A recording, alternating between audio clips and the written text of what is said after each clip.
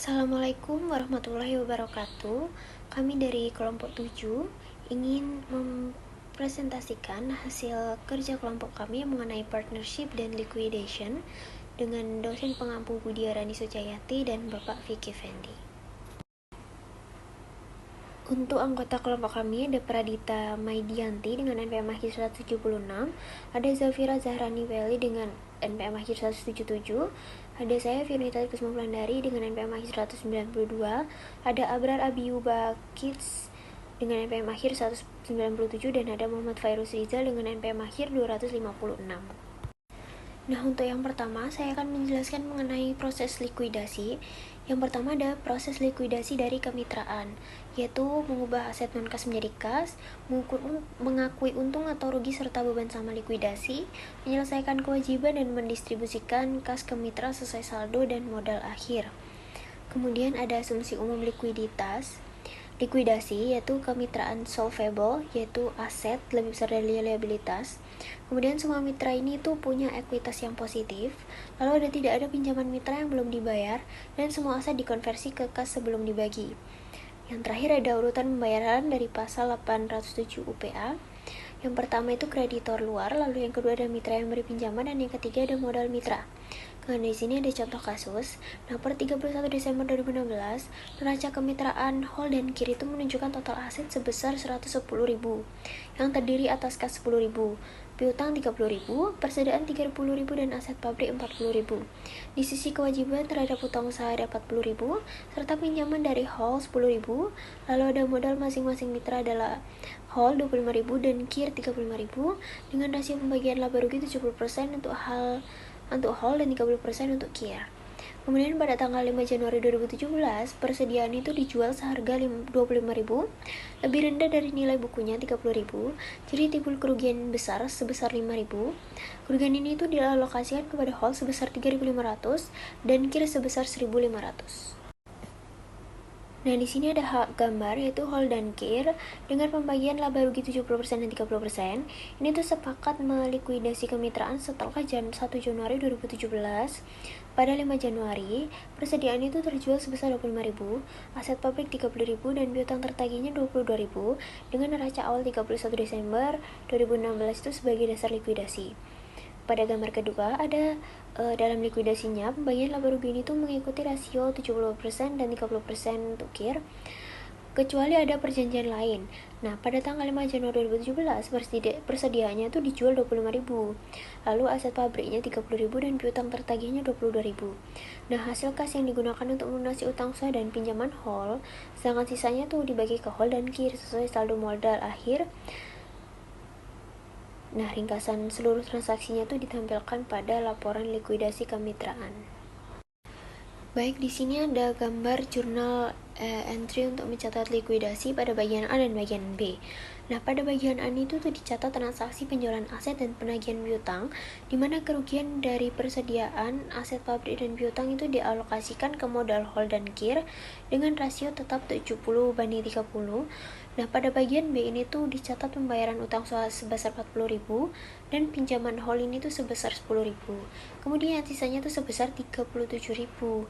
Ini didistribusikan ke modal Hol sebesar 8.900 dan modal Kirnya 28.100. Nah, jurnal ini tuh menggambarkan alur likuidasi mulai dari konversi aset menjadi kas hingga distribusi akhir. Nah, di sini ada tabel di mana tabel ini itu merangkum seluruh transaksi selama proses likuidasi, mulai dari saldo awal, hasil penjualan aset, penagihan piutang, pelunasan utang hingga distribusi kas akhir. Nah, dari tabel ini tuh terlihat bahwa modal Hol dan Kir itu berkurang akibat kerugian likuidasi dan akhirnya ditutup setelah distribusi kas.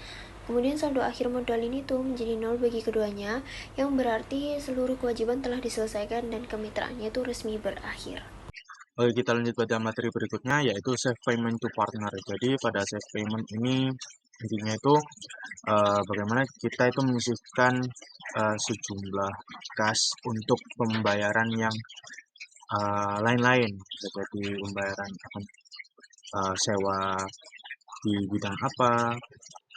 Jadi pada intinya save payment ini kayak sejumlah uang yang nantinya akan dibagikan pada kemitraan-kemitraan yang dimana nanti ada salah satu mitra yang memegang uang tersebut yang mungkin pada akhirnya yang akan dibayarkan pada suatu liabilitas atau suatu hal yang harus dibayar. Nah, di sini tuh diasumsikan dua hal untuk set payment to partner ini. Yang pertama, eh, semua partner itu tidak dapat membayar, dan yang kedua, di sini semua aset non cash atau sebuah aset yang berbentuk itu di, dianggap untuk berkemungkinan itu merugi, jadi atau hilang. Oke, kita lanjut masuk ke contohnya. Jadi di sini ada disediakan dari data dari kemitraan Bus Max M yang dimana di sini ada debit dan kredit, ada cash, loan, dan juga ada asetnya. Lalu di sini ada kepemilikannya dan juga kapitalnya itu berapa. Nah, di sini tuh diberitahu bahwa semua liabilitas yang selain dari partner ini sudah dibayar. Selain dari kemitraan ini sudah dibayar. Nah, di sini tuh mereka memperkirakan bahwa penjualan dari aset-asetnya ini memerlukan waktu berbulan-bulan. Maka dari itu mereka ingin mereka setuju untuk memegang cash on hand-nya itu sebesar 10.000 untuk mengcover expense dan juga contingency yang mungkin dibutuhkan secara cepat.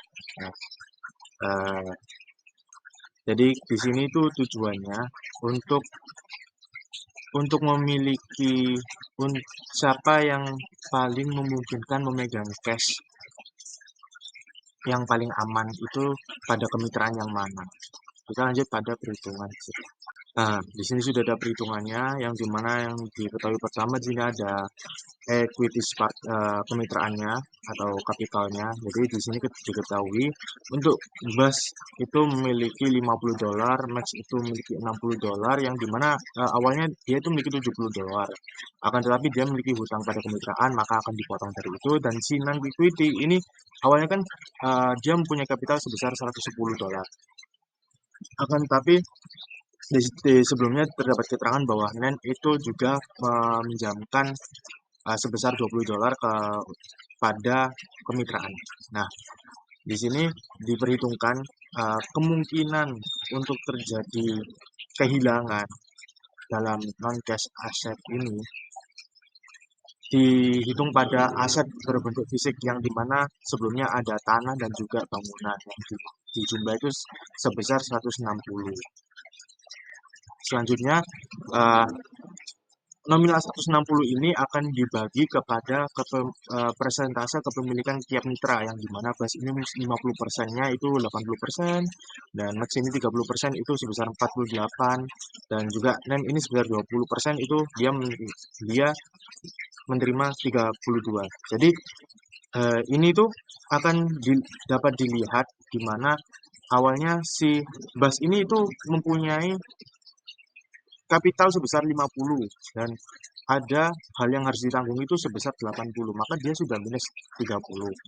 Lalu si Max ini masih memiliki sisa 12 kapital yang dipegangnya, dan si Nan ini masih memiliki sisa 98. Maka dari itu kita lanjut pada perhitungan yang possible loss on contingency yang tadi $10 itu, $10.000 itu. Nah, ini akan dibagikan kepada kepemilikannya juga, yang dimana Bas ini 50%, maka dia mendapat tanggungan sebesar $5, dan si Max ini dia mendapat tanggungan $3, maka sisa kapital yang dimilikinya itu $9. Nah, Sinan ini memiliki tanggungan $2, yang dimana sisa kapitalnya itu sebesar 96. Nah, dari sini dapat dilihat bahwa si Bas ini si Bas ini sudah terlihat memiliki kerugian sebesar $35 ini, yang dimana akan dialokasikan kepada si Max dan Nan dengan perhitungan 60-40, yang dimana sebelumnya kepemilikannya itu 30% dan 20%, maka akan dibuatkan untuk menjadi 1%, yang dimana dibagi 60 dan 40. Nah, si Max ini memiliki tanggungan 21 dolar dari si Bas tadi, maka kapitalnya sekarang sudah minus 12, dan si Nan ini punya tanggungan 14, nah sisa kapitalnya sekarang 82. Nah, maka dari itu selanjutnya pada perhitungan yang kemungkinan untuk terjadi loss from Max ini akan ditanggungkan kepada Nan, yang dimana 12 dolar tadi yang minus dari Max ini akan ditanggungkan ke Nan, yang dimana sisa kapital dari si Nan ini 70 dolar. Lalu di sini terdapat jurnalnya, yang dimana untuk menjurnal, dan ini untuk jurnalnya kepada Nen. Di sini ada utang pada Nen itu sudah dibayarkan, dan Nen kapital ini akan ditanggungan pada cash sebesar 70 tadi. Jadi jurnalnya itu yang kredit itu loan payable to Nen, dan Nen kapital, serta yang di debit itu cash sebesar 70. Jadi selanjutnya pada advance distribution, ya advance distribution itu sendiri itu kayak pendistribusian cash lebih dulu. Jadi ini tergantung pada persetujuan kemitraannya. Di sini ada ditunjukkan contohnya, di mana di sini tuh cash itu diminta untuk didistribusikan terlebih dahulu 10.000 kepada U dan 20.000 pada Z. Nah, berhubung di sini si Vax ini memiliki pinjaman kepada kemitraan, maka si fax ini tidak bisa didistribusikan kepada fax cashnya, maka dari itu sisanya itu didistribusikan kepada U dan Z.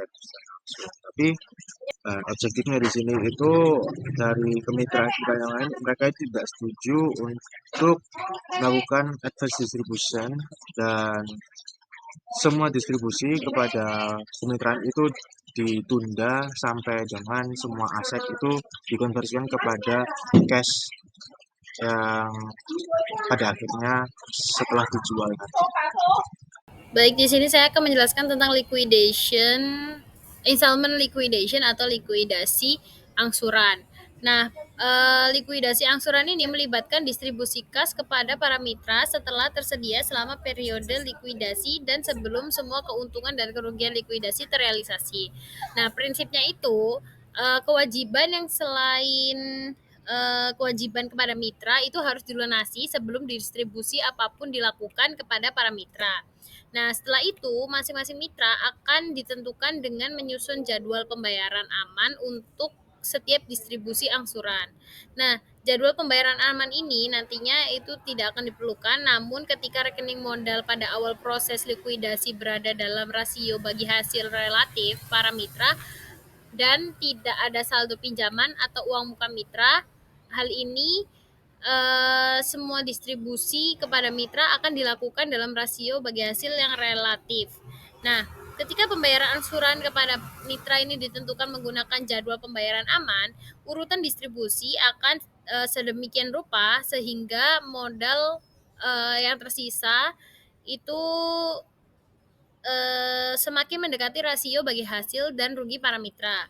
Nah, setelah semua mitra dimasukkan dalam distribusi angsuran, saldo modal yang tersisa akan diselaraskan dan pembayaran angsuran selanjutnya akan berada dalam rasio bagi hasil. Nah, dengan demikian, meskipun akun modal tidak diselaraskan pada awal proses likuidasi, jika semua mitra dimasukkan dalam angsuran pertama, maka pembayaran angsuran selanjutnya kepada mitra akan berada dalam rasio bagi hasil dan jadwal pembayaran aman tambahan yang tidak diperlukan. Baik, di sini ada ilustrasinya bahwa di sini persekutuan debt, CAN, dan REN itu akan dilikuidasi sesegera mungkin setelah 31 Desember 2016. Semua kas yang tersedia itu kecuali saldo kontingensi itu sebesar 20.000 akan didistribusikan pada akhir setiap bulan hingga likuidasi selesai. Nah, keuntungan dan kerugian itu nanti akan dibagi rata 50%, 30%, dan 20% oleh debt, CAN, dan REN. Nah, neraca kemitraan per 31 Desember 2016 berisi seperti yang ada di tabel berikut. Nah, pada tanggal 31 Desember 2016, aktifannya itu terdapat tunai sebesar 240, piutang bersih sebesar 280, pinjaman keren sebesar 40, persediaan sebesar 400, tanah sebesar 100, peralatan bersih sebesar 300, dan goodwill sebesar 40. Nah, mendapatkan total hasil aktiva sebesar 1.400. Kemudian, pada liabilities dan capitalnya, itu terdapat account payable sebesar 300, netto payable sebesar 200, sorry. Terus loss from can itu sebesar 20, debt capital yang 50% sebesar 340, can capital 30% sebesar 340, dan rent capital sebesar 200. Nah, ringkasan peristiwa dari di sini ada peristiwa likuidasi Januari dari kemitraan debt, can, dan rent selama bulan Januari 2017. Yang pertama, kita akan mencatat rent capital pada loan to rent sebesar 40. Dari yang tadi di atas itu kan ada neracanya itu sebesar 40 kan pinjaman kerennya. Nah, ini untuk mengimbangi pinjaman terhadap modal. Kemudian ada debt capital sebesar 20, can capital sebesar 12, dan rent capital sebesar 8 pada goodwill sebesar 40. Nah, ini didapat dari kan goodwill-nya sebesar 40.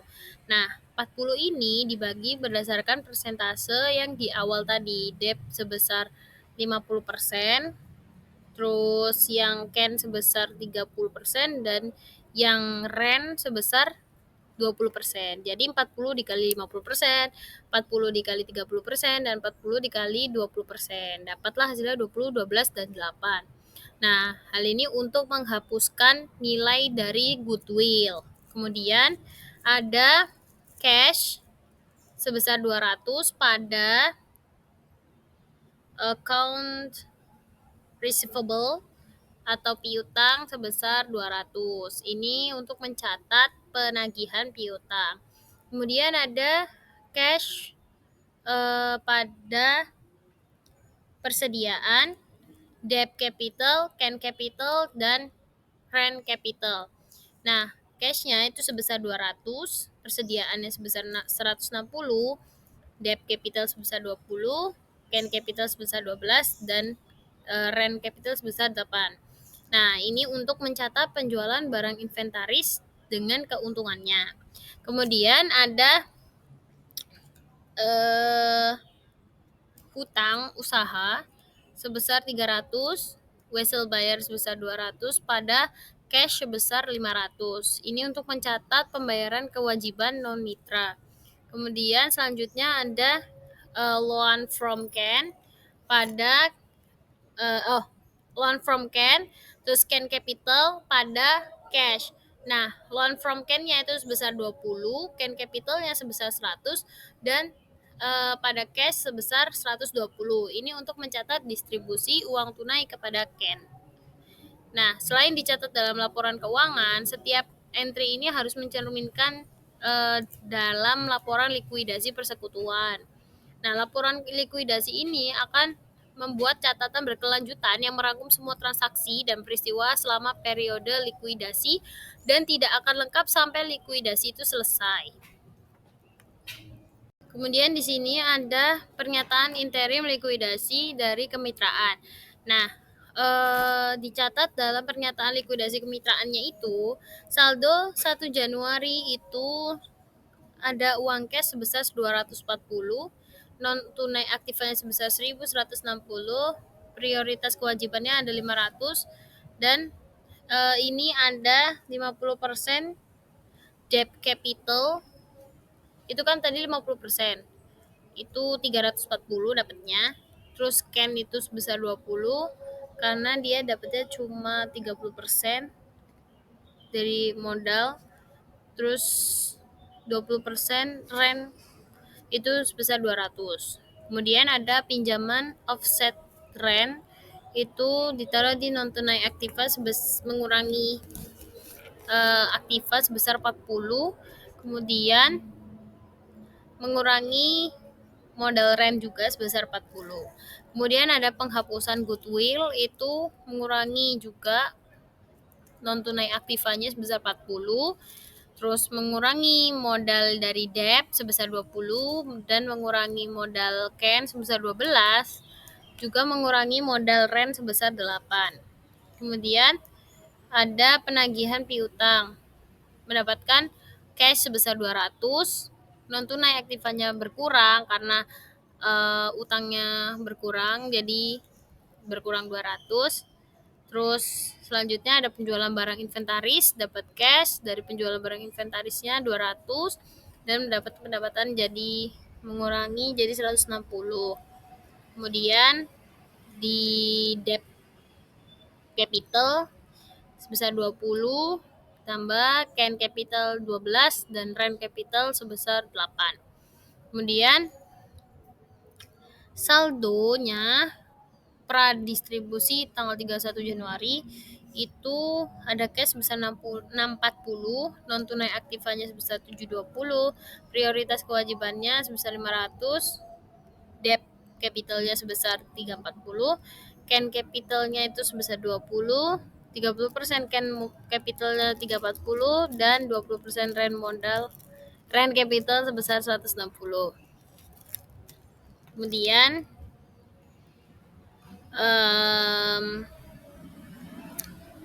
di sini ada kreditor itu mengurangi sebesar 500. Kemudian Ken akhirnya juga mengurangi sebesar 120.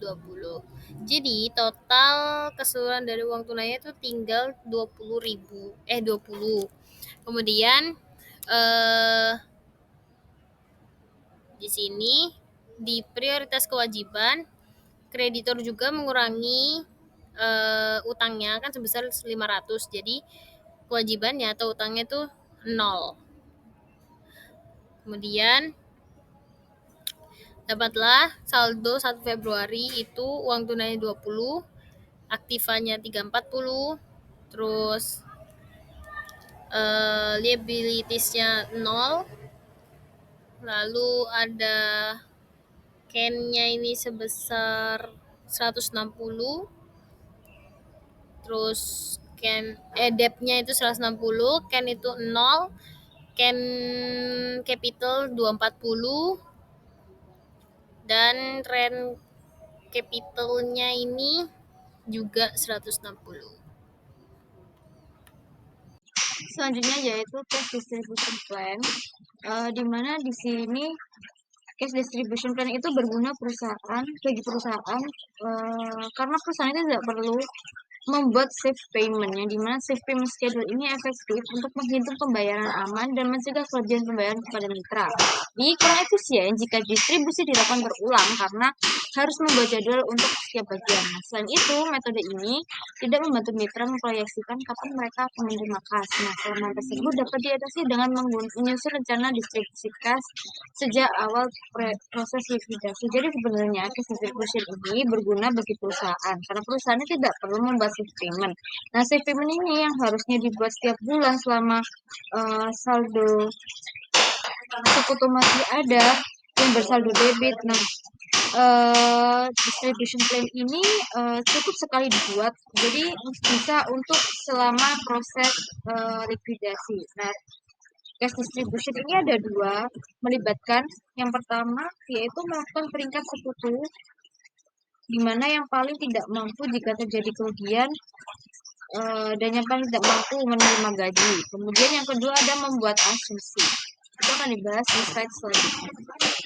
Jadi dalam membuat cash distribution plan itu ada 3 tahapan. Untuk tahap yang pertama yaitu adalah vulnerability ranking atau melakukan peringkat antar sekutu.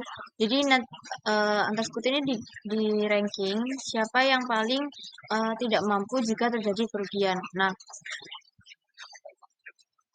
dalam tabel vulnerability ranking di sini diketahui bahwa modal debt adalah 340.000, modal CAN adalah 360.000, dan modal rent sebesar 160.000.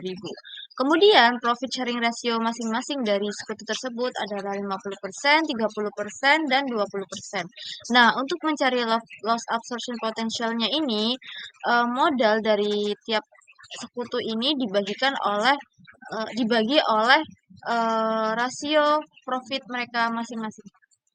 Yang dimana dari debt sendiri 340.000 dengan modal 340.000 dibagi rasio sebesar 50% sehingga menghasilkan loss absorption-nya itu 680.000. Nah, kemudian CAN dengan modal 360.000 dibagi rasio profitnya 30% sehingga menghasilkan loss absorption potentialnya 1.200.000. Kemudian untuk rent dengan modal 160.000 dibagi profit sharing rasionya sebesar 20% menghasilkan loss absorption potensialnya 800.000. Nah, dari tiga sekutu ini kita ranking siap angkanya yang paling kecil sampai yang paling gede. Jadi yang pertama ada debt di mana dia itu ranking 1, kemudian rent itu ranking 2, dan CAN itu peringkat 3 atau ranking 3. Nah, kemudian tahap yang kedua yaitu mengasumsikan kerugian atau membuat asumsi kerugian dari setiap mengasumsikan kerugian. Jadi sini ada tabelnya. Ada tabel assume loss absorption di mana di sini ada pre-liquidation equities atau ekuitas sebelum dilikuidasi dari masing-masing sekutu, yakni di mana debt sebesar 340, CAN sebesar 360, dan rent 160 sehingga totalnya yaitu 860. Nah, kemudian yang pertama kenapa di sini kita asumsikan langsung ke debt? Karena debt ini merupakan ranking pertama di mana dia itu yang paling tidak mampu jika terjadi kerugian. Jadi uang debt ini, modal debt ini dialokasikan semua kepada CAN dan rent. Jadi di sini debt ini 340 langsung dikurangin, dihabisin. Nah, kemudian 340 ini dibagikan 50% untuk ditaruh di total. Nah, totalnya kan 680. 340 itu dari 340 bagi 50%. Nah, kemudian 680 ini dibagikan. Nah, 680 ini didistribusikan ke CAN sama rent masing-masing sesuai dengan rasio profit mereka. Di mana CAN ini 30% dari 680 yaitu sebesar 204, sedangkan rent sebesar 20% dari 680 yaitu 126. Nah, sehingga hasil dari CAN ini sisanya sebesar 156 dan rent 24, totalnya jadi 180. Kemudian yang kedua ini yaitu kita asumsikan kerugian ini kepada rent. Karena rent di sini kan dari rankingan tadi dia ranking 2 kan. Jadi di mana rent ini 24-nya kita habisin, kita nolkan. Tapi nah untuk rasio di sini kan ini ada tinggal 2 sekutu kan. Jadi rasionya itu udah enggak 30/20 tapi 60/40 di mana nah untuk mencari rasionya itu 20% dari rent dibagi 50% itu total dari persentase mereka sehingga rasio si rent ini berubah menjadi 40 dan CAN menjadi 60 itu dapatkan dari 30/50. Nah, kita hitung 24 ini dibagi 40% sehingga totalnya itu menjadi 60. Nah, sisanya itu tinggal dikurangin aja si CAN ini. Sisanya itu 60 dikurangi 24 sama dengan 36. Sehingga sisa totalnya sisa punya CAN sebesar 120 dan total sebesar 120. Nah, selanjutnya yaitu yang tahap ketiga yaitu cash distribution plan. Nah, di sini ada priority liabilities atau prioritas liabilitas di mana semua utang pada eksternal itu semua utang eksternal pada kredit itu harus dibayarkan. Nah, di sini yang pertama ada sejumlah 500.000 500.000 ini adalah saldo utang pada awal tahun di neraca yang sudah dijelaskan oleh teman saya sebelumnya. Nah, itu harus dibayarkan kepada kreditor eksternal 100%. Nah, selanjutnya yaitu ada sejumlah uang 120 ribu. Nah, itu didapatkan dari rencana asumsi kerugian yang telah kita buat sebelumnya, yang dimana 20 ribunya itu adalah dibayarkan 100% kepada Ken Loan dan 100 ribunya itu diberikan kepada 100% kepada Ken untuk sebagai modal. Nah, selanjutnya itu ada 60 ribu, itu juga dari schedule asumsi kerugian yang telah kita buat. Nah, di mana ini tuh dibagikan kepada Ken sebesar 60 sesuai dengan rencana yang telah kita buat tadi dan rent sebesar 40%. Nah, kemudian yang terakhir itu sudah sesuai dengan urutannya yaitu 50% debt, Ken-nya 30% dan rent-nya 20%. Nah, selanjutnya di sini ada cash distribution schedule, di mana di sini kita membuat permisalan kalau kas yang harus didistribusikan itu senilai 550 dan 250. Nah, untuk yang pertama yaitu kreditor prioritasnya sebesar 500, priority liabilities 500 ribu. Itu yang dari neraca tadi sama kayak yang di tabel cash distribution plan awal tadi. Kemudian untuk Ken loan-nya itu sebesar 20 ribu dan modal Ken sebesar 30 ribu. Nah, sehingga totalnya itu adalah 550 ribu. Nah, untuk yang kedua yaitu modal Ken menjadi 70. Nah, 70 ini dari mana? Kan tadi awalnya di cash distribution plan ini yang 100 ribu ini telah 100%-nya kan 100 ribu itu kan pakai Ken. Nah, 30-nya kan sudah dipakai di yang langkah pertama tadi, yang pertama, yang Ken Capital First Installment pertama itu 30. Nah, sisanya kan 70. Maka di sini ditulis 70. Nah, untuk Ken dan Ren-nya ini memakai perbandingan 60/40 seperti di tabel rencana asumsi kerugian yang telah kita buat tadi. Yaitu 60 ini di mana Ken sejumlah 36 dan net sebesar 24.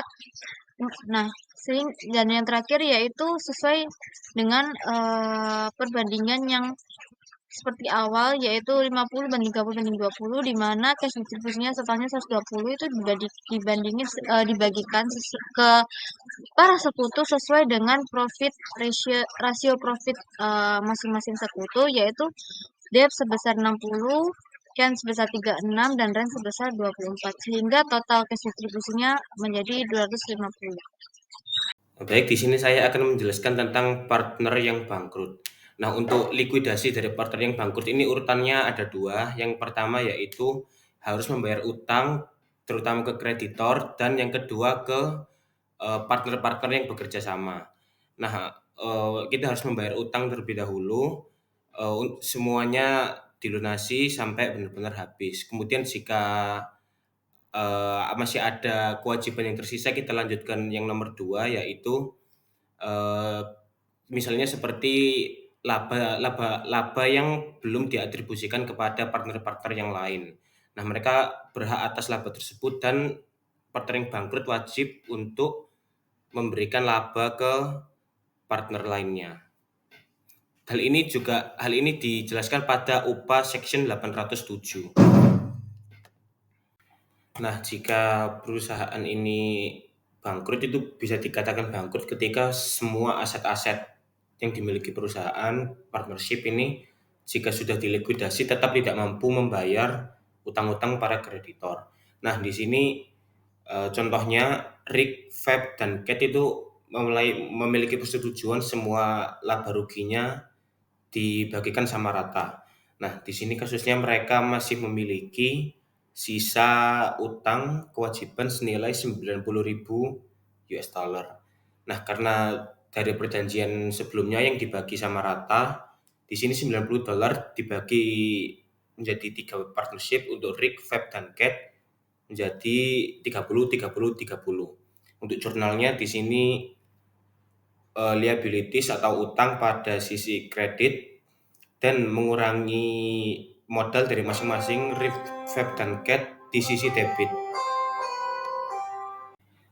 Nah, pada slide sebelumnya itu dijelaskan bahwa kreditor menagih masing-masing ke RIK, FEB, dan CAT sebesar 30.000. Nah, untuk kasus yang ini, kreditor menagih hanya ke RIK saja sebesar 90.000. Nah, tapi RIK tentu saja tidak membayar semuanya. Tetap RIK, FEB, dan CAT membayar 30.000 masing-masing, tapi diwakilkan lewat RIK. Jadi di sini RIK sebenarnya jurnal aslinya adalah mengurangi modal sebesar 30.000 dan juga mendapat modal dari FEB dan CAT sebesar 60.000. Nah, oleh karena itu di jurnalnya di sisi debit, di sisi kredit, dan untuk sisi debitnya yaitu modal dari FEB dan CAT sebesar masing-masing 30.000 untuk untuk membayar utang dari kreditor yang diwakilkan oleh RIK.